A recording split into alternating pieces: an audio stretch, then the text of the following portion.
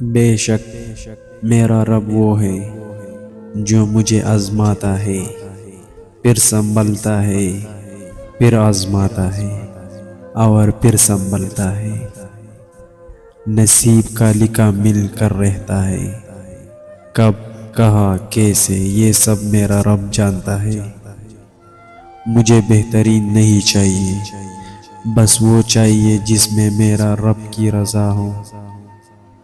میں گناہ ایسا کرتا ہوں جسے وہ دیکھ نہیں رہا، وہ معاف ایسا کرتا ہے جسے اس نے دیکھا ہی نہیں۔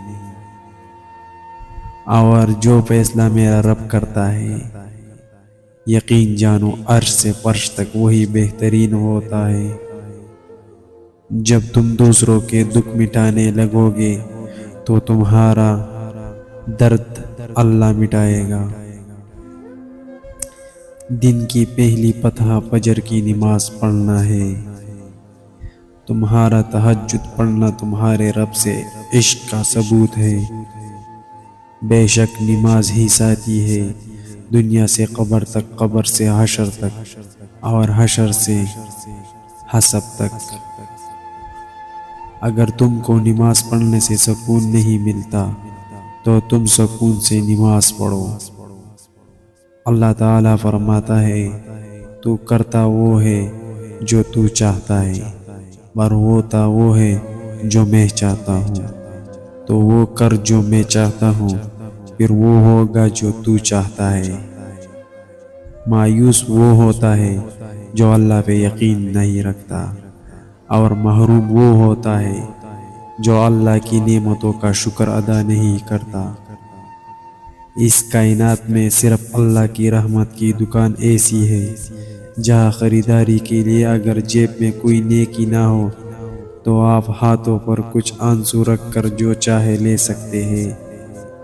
زندگی کے ہر ایک ٹوکر یہی احساس دلاتی ہے کہ اے اللہ میرا تیرے سوا کوئی نہیں۔